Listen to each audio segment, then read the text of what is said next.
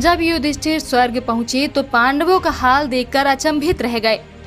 यदुवंशियों के नाश की बात जानकर युधिष्ठिर को बहुत दुख हुआ। महर्षि वेदव्यास की बात मानकर द्रौपदी सहित पांडवों ने राजपाट त्याग कर परलोक जाने का निश्चय किया। श्री कृष्ण सहित पूरे यदुवंशियों के मारे जाने से दुखी पांडव भी परलोक जाने का निश्चय करते हैं और इस क्रम में पांचों पांडव और द्रौपदी स्वर्ग पहुंचते हैं, जहां द्रौपदी, भीम, अर्जुन, सहदेव और नकुल शरीर को त्याग कर स्वर्ग पहुंचते हैं, वहीं युधिष्ठिर शरीर स्वर्ग पहुंचते हैं। हालांकि उन्हें अपनी एक गलती के कारण कुछ समय नरक में भी बिताना पड़ता है। इस पूरे सफर में उनके साथ एक कुत्ता भी होता है।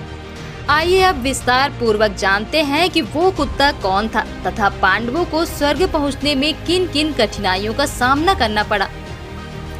नगर के बाहर निकलते ही जब द्वारिका समुद्र में डूब गई तो यह दृश्य देखकर सभी को आश्चर्य हुआ। अर्जुन यदुवंश की स्त्रियों व द्वारिका वासियों को लेकर तेजी से हस्तिनापुर की ओर चलने लगे। रास्ते में पंचनद देश में अर्जुन ने पड़ाव डाला। वहां रहने वाले लुटेरों ने जब देखा कि अर्जुन अकेले ही इतने बड़े जन समुदाय को लेकर जा रहे हैं तो धन के लालच में आकर उन्होंने उन पर हमला कर दिया। अर्जुन ने लुटेरों को चेतावनी दी, लेकिन फिर वे नहीं माने और लूटपाट करने लगे। तब अर्जुन ने अपने दिव्य अस्त्र शस्त्रों का स्मरण किया, लेकिन उनकी स्मरण शक्ति लुप्त हो गई। अर्जुन ने देखा कि कुछ ही देर में उनकी तरकस के सभी बाण भी समाप्त हो गए। तब अर्जुन बिना शस्त्र से ही लुटेरों से युद्ध करने लगे, लेकिन देखते ही देखते लुटेरे बहुत सा धन और स्त्रियों को लेकर भाग गए। अस्त्रों का ज्ञान लुप्त हो गया, धनुष पर काबू नहीं चलता था, अक्षय बाण भी समाप्त हो गए। यह देखकर अर्जुन को बहुत दुख हुआ। जैसे तैसे अर्जुन यदुवंश की बची हुई स्त्रियों व बच्चों को लेकर कुरुक्षेत्र पहुंचे। यहाँ आकर अर्जुन ने वज्र श्री कृष्ण का पोता को इंद्रप्रस्थ का राजा बना दिया। रुक्मणी, सैब्या, हेमवती तथा जामवंती आदि रानियां अग्नि में प्रवेश कर गईं। शेष वन में तपस्या के लिए चली गईं। बूढ़ों, बालकों व अन्य स्त्रियों को अर्जुन ने इंद्रप्रस्थ में रहने के लिए कहा। वज्र को इंद्रप्रस्थ का राजा बनाने के बाद अर्जुन महर्षि वेदव्यास के आश्रम पहुंचे। यहाँ आकर अर्जुन ने महर्षि वेदव्यास को बताया कि श्री कृष्ण, बलराम सहित सारे यदुवंशी समाप्त हो चुके हैं। तब महर्षि ने कहा कि यह सब इसी प्रकार होना था, इसलिए इसके लिए शोक नहीं करना चाहिए। तब अर्जुन ने ये भी बताया कि किस प्रकार साधारण लुटेरे उनके सामने यदुवंश की स्त्रियों को हर कर ले गए और वे कुछ भी न कर सके। अर्जुन की बात सुनकर महर्षि वेदव्यास ने कहा कि वे दिव्य अस्त्र शस्त्र जिसे उद्देश्य तुमने प्राप्त किए थे वह पूरा हो गया, अतः वे पुनः अपने स्थानों पर चले गए हैं। महर्षि ने अर्जुन से यह भी कहा कि तुम लोगों ने अपना कर्तव्य पूर्ण कर लिया है, अतः अब तुम्हारे परलोक गमन का समय आ गया है और यही तुम्हारे लिए श्रेष्ठ भी है। महर्षि वेदव्यास की बात सुनकर अर्जुन उनकी आज्ञा से हस्तिनापुर आए और उन्होंने पूरी बात महाराज युधिष्ठिर को बता दी। यदुवंशियों के नाश की बात जानकर युधिष्ठिर को बहुत दुख हुआ। महर्षि वेदव्यास की बात मानकर द्रौपदी सहित पांडवों ने राजपाट त्याग कर परलोक जाने का निश्चय किया। युधिष्ठिर ने युयुत्स को बुलाकर उसे संपूर्ण राज्य की देखभाल का भार सौंप दिया और परीक्षित का राज्याभिषेक कर दिया। युधिष्ठिर ने सुभद्रा से कहा कि आज से परीक्षित हस्तिनापुर का तथा वज्र इंद्रप्रस्थ का राजा है, अतः तुम इन दोनों पर समान रूप से स्नेह रखना। इसके बाद पांडवों ने अपने मामा वसुदेव व श्री कृष्ण तथा बलराम आदि का विधिवत तर्पण व श्राद्ध किया। इसके बाद पांडवों व द्रौपदी ने साधुओं के वस्त्र धारण किए और स्वर्ग जाने के लिए निकल पड़े। पांडवों के साथ साथ एक कुत्ता भी चलने लगा। अनेक तीर्थों, नदियों व समुद्रों की यात्रा करते करते पांडव आगे बढ़ने लगे। पांडव चलते चलते लाल सागर तक आ गए। अर्जुन ने लोभवश अपना गांडीव, धनुष व अक्षय तरकसों का त्याग नहीं किया था। तभी वहां अग्निदेव उपस्थित हुए और उन्होंने अर्जुन से गांडीव, धनुष और अक्षय तरकसों का त्याग करने के लिए कहा। अर्जुन ने ऐसा ही किया।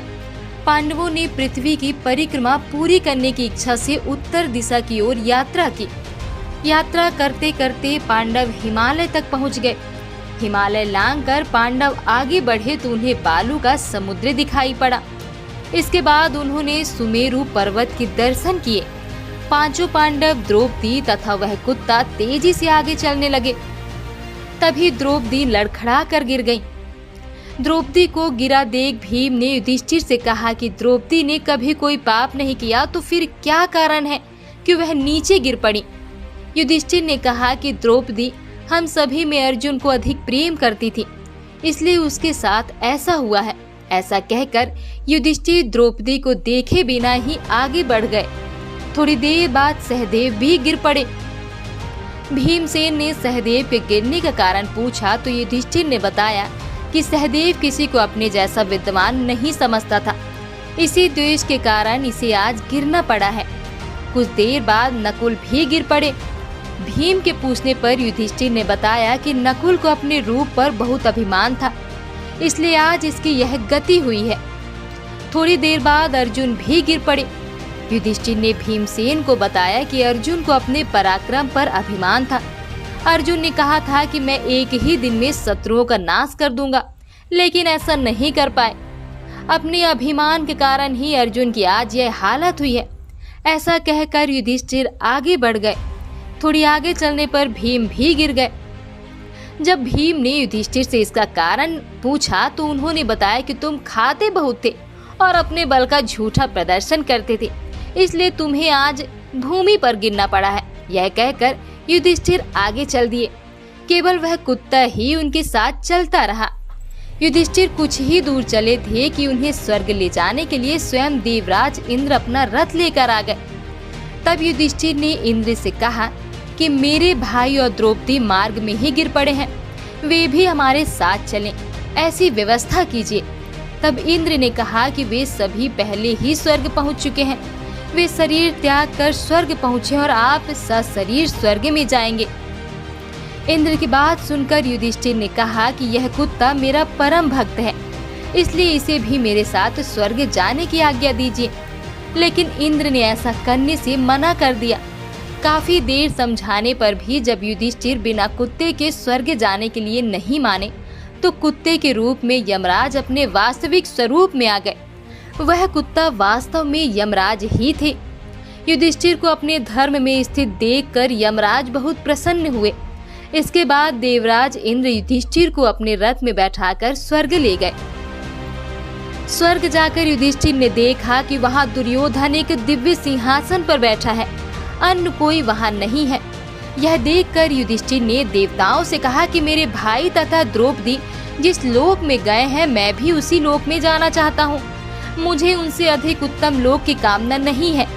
तब देवताओं ने कहा कि यदि आपकी ऐसी ही इच्छा है तो आप इस देवदूत के साथ चले जाइए, यह आपको आपके भाइयों के पास पहुंचा देगा। युधिष्ठिर उस देवदूत के साथ चले गए। देवदूत युधिष्ठिर को ऐसे मार्ग पर ले गया जो बहुत खराब था। उस मार्ग पर घोर अंधकार था। उसके चारों ओर से बदबू आ रही थी। इधर उधर मुर्दे दिखाई दे रहे थे। लोहे की चोंच वाले कौवे और गिद्ध मड़रा रहे थे। वह असीपत्र नामक नरक था। वहां की दुर्गंध से तंग आकर युधिष्ठिर ने देवदूत से पूछा कि हमें इस मार्ग पर और कितनी दूर चलना है और मेरे भाई कहाँ हैं? युधिष्ठिर की बात सुनकर देवदूत बोला कि देवताओं ने कहा था कि जब आप थक जाएं तो आपको लौटा ले जाऊं। यदि आप थक गए हों तो हम पुनः लौट चलते हैं। युधिष्ठिर ने ऐसा ही करने का निश्चय किया। जब युधिष्ठिर वापस लौटने लगे तो उन्होंने दुखी लोगों की आवाज सुनाई दी। वे युधिष्ठिर से कुछ देर वहीं रुकने के लिए कह रहे थे। युधिष्ठिर ने जब उनसे उनका परिचय पूछा तो उन्होंने कर्ण, भीम, अर्जुन, नकुल, सहदेव व द्रौपदी के रूप में अपना परिचय दिया। तब युधिष्ठिर ने उस देवदूत से कहा कि तुम पुनः देवताओं के पास लौट जाओ। मेरे यहाँ रहने से यदि मेरे भाइयों को सुख मिलता है तो मैं इस दुर्गम स्थान पर ही रहूंगा। देवदूत ने यह बात जाकर देवराज इंद्र को बता दी। युधिष्ठिर को उस स्थान पर अभी कुछ ही समय बीता था कि सभी देवता वहां आ गए। देवताओं के आते ही वहां सुगंधित हवा चलने लगी। मार्ग पर प्रकाश छा गया। देवराज इंद्र ने युधिष्ठिर को बताया कि तुमने अश्वत्थामा के मरने के बाद कहकर छल से द्रोणाचार्य को उनके पुत्र की मृत्यु का विश्वास दिलाया था। इसी के परिणाम स्वरूप तुम्हें भी छल से ही कुछ देर नरक के दर्शन पड़े। अब तुम मेरे साथ स्वर्ग चलो, वहाँ तुम्हारे भाई व अन्य वीर पहले ही पहुँच गए हैं। देवराज इंद्र के कहने पर युधिष्ठिर ने देव नदी गंगा में स्नान किया। स्नान करते ही उन्होंने मानव शरीर त्याग करके दिव्य शरीर धारण कर लिया। इसके बाद बहुत से महर्षि उनकी स्तुति करते हुए उन्हें उस स्थान पर ले गए जहां उनके चारों भाई कर्ण, भीष्म, धृतराष्ट्र, द्रौपदी आदि आनंद पूर्वक विराजमान थे। वह भगवान का परम धाम था। युधिष्ठिर ने वहां भगवान श्री कृष्ण के दर्शन किए। अर्जुन उनकी सेवा कर रहे थे। युधिष्ठिर को आया देख श्री कृष्ण व अर्जुन ने उनका स्वागत किया। युधिष्ठिर ने देखा कि भीम पहले की तरह शरीर धारण किए वायु देवता के पास बैठे थे। कर्ण को सूर्य के समान स्वरूप धारण किए बैठा देख नकुल व सहदेव अश्विनी कुमारों के साथ बैठे थे। देवराज इंद्र ने युधिष्ठिर को बताया कि ये जो साक्षात भगवती लक्ष्मी दिखाई दे रही हैं, इनके अंश से ही द्रौपदी का जन्म हुआ था। इसके बाद इंद्र ने महाभारत युद्ध में मारे गए सभी वीरों के बारे में युधिष्ठिर को विस्तार पूर्वक बताया। इस प्रकार युधिष्ठिर अपने भाइयों व अन्य संबंधियों को वहां देखकर बहुत प्रसन्न हुए। तो यह था हमारा आज का वीडियो। आपको हमारा यह वीडियो पसंद आया हो तो इसे लाइक और शेयर करें। इसके अलावा ऐसी जानकारियों के लिए चैनल को सब्सक्राइब करिए।